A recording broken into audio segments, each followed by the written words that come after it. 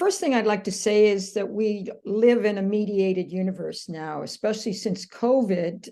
Most of us around the world, not just the United States, are living 24/7 with screens. I mean, we're on a screen now. This is really especially targeting our students who spend much of their lifetime there. And it's really, really important for us to understand not just the technology and the software, but actually who owns them, who operates them, how power directs our life online, and what we can do about it. And media literacy is now being touted by a lot of administrators, including mine. But my worries is that it's really just functional literacy, how people can learn how to use more and more new software. And instead not understanding the larger world in which we operate and the powers that are controlling our lives.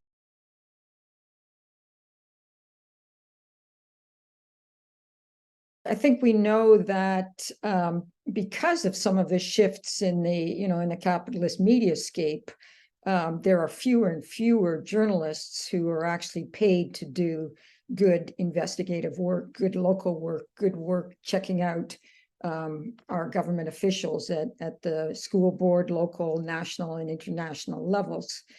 So that's a real concern.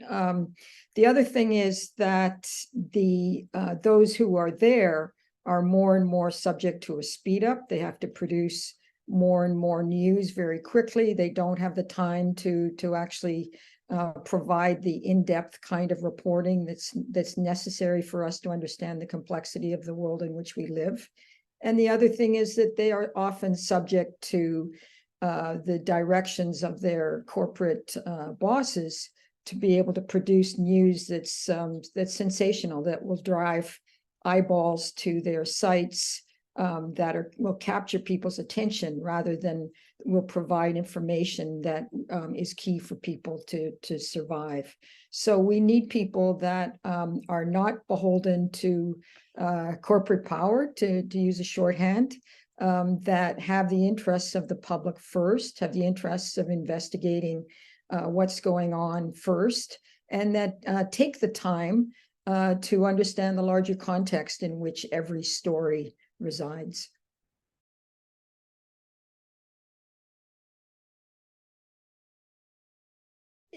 It's a crucial year coming up. There are a lot of big decisions going on. The U.S. is a key player economically, militarily, socially, and culturally. So the U.S. election has importance all over the world, and I think everyone needs to understand that.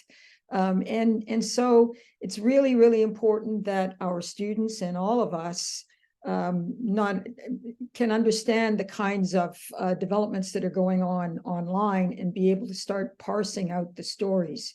Usually during an election year, all we get is a sort of sports broadcast of the top two candidates and how quickly they might or might not get past the post.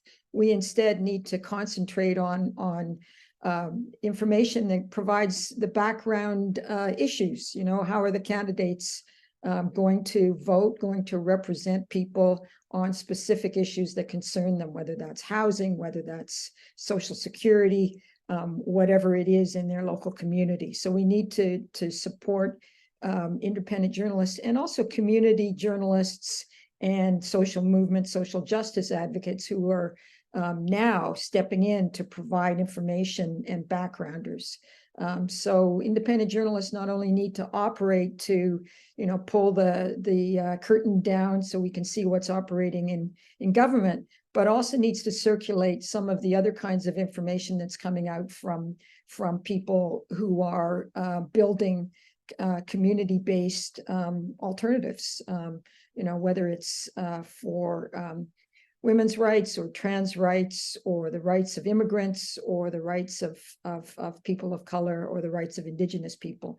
We need to also circulate the kinds of not only news and information, but perspectives that's not visible, often stereotyped in the dominant corporate media.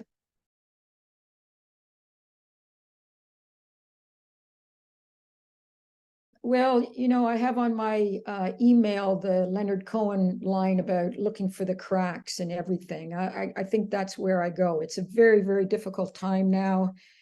You're taping this during an incredibly horrible war that's going on. It's making me and everyone else in the world very tired. But starting here, I think that we should always look for the openings. One of the things that's very clear is not only has there been a concentration of dominant corporate media and information, but there's also been a flowering of other sources of information, whether that's independent journalists, public service journalists, even journalists within legacy news are many of them are doing wonderful jobs.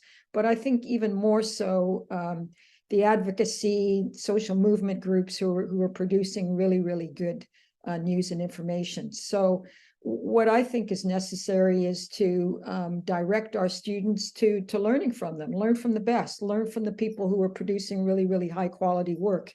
And the second thing I think is really, really important is for us to realize that our students are already making media. So how do we enlist them now to learn how to construct useful information about themselves, about other youth, about the kinds of communities that they work in. So they're not just sort of passive receivers of information. They're not just learning how to be critics, which is important, but even more so, they're learning how to create and construct knowledge that's really, really important to share. And they're learning how to not only construct it and make media that tells us about their perspectives, which are really valuable, and those of the communities in which they live, but also figure out how to share it, how to distribute it, how to use their various stand groups or social media groups to circulate valid, evidence-based information that we're not getting anywhere else. So I think we need to use the youth networks that are already established and the youth skills that they are growing to build from those places and find the cracks in the future.